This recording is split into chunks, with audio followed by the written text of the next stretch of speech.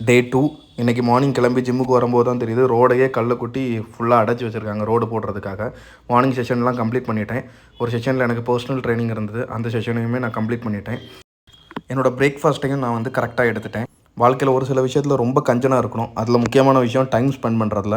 உங்கள் டைமை நீங்கள் யாருக்காக ஸ்பெண்ட் பண்ணுறீங்க? உங்களுக்காக பண்ணுறீங்களா? உங்கள் ஸ்டடீஸ்க்காக பண்ணுறீங்களா? உங்கள் பிஸ்னஸ்க்காக பண்ணுறீங்களா? இல்லை தேவையில்லாத டெம்பரரி பீப்புளுக்காகவும் டெம்பரரியான சந்தோஷங்களுக்காகவும் பண்ணுறீங்களான்னு யோசிச்சுக்கணும்.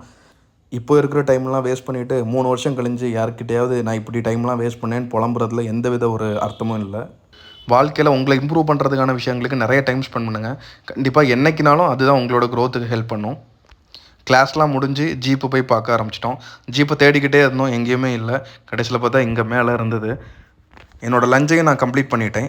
ஈவினிங் அவுட் சைடில் ஒரு பர்சனல் ட்ரைனிங் செஷன் இருந்தது. ஸோ காரை வேகமாக வந்து எடுத்தேன். எடுத்த வேகத்திலே மறுபடியும் திரும்ப கொண்டு விட்டுட்டேன். ஏன்னு பார்த்தீங்கன்னா அந்த செஷன் வந்து கேன்சல் ஆகிடுச்சு. அன்எக்ஸ்பெக்டடாக சொல்லிட்டாங்க. அதுக்கப்புறம் வழக்கம் போல் என்ன ஜீப்போவே பார்த்தோம். 65% ஒர்க் வந்து கம்ப்ளீட் பண்ணிட்டாங்க. இன்னும் ஒரு சில விஷயங்கள் தான் நெக்ஸ்ட் வீக் கிடச்சிருங்கிற மாதிரி இருந்தது. பழைய வண்டினால் நிறைய ஸ்பேர்ஸ் வந்து கிடைக்கல, தேடி வாங்க வேண்டியதாக இருந்தது. அதுக்கப்புறம் ஜிம்முக்கு வந்து ஒர்க் அவுட் ஸ்டார்ட் பண்ணிட்டேன். ரொம்ப மைல்டாக தான் பண்ணேன்.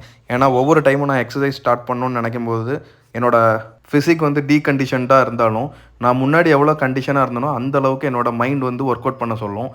பட் இந்த வாட்டி நான் அப்படி பண்ணல. எல்லா ஒர்க் அவுட்டும் ஒரு செட்டு தான் பண்ணேன். ஃபுல் பாடி ட்ரைன் பண்ணேன். தென் 15 மினிட்ஸ் வந்து கார்டியோ பண்ணேன். ஸோ இந்த டைம் என்னோடய ட்ரைனிங் ப்ரோக்ராமில் நான் ஃபோக்கஸ் பண்ணுறது ஸ்டெபிலிட்டி அண்ட் மஸ்குலர் எண்டூரன்ஸ் தான். ஸோ அதுதான் எனக்கு ரொம்ப கம்மியாக இருக்குது. ஸோ பேஸ்லேருந்தே ஆரம்பிக்கலான்னு இருக்கிறேன்.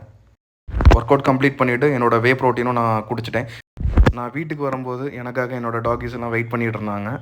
ஸோ அவங்க கூட கொஞ்சம் நேரம் விளையாடிட்டு என்னோடய டின்னரையும் நான் கம்ப்ளீட் பண்ணிட்டேன். நாளைக்கு மீட் பண்ணலாம். பாய்.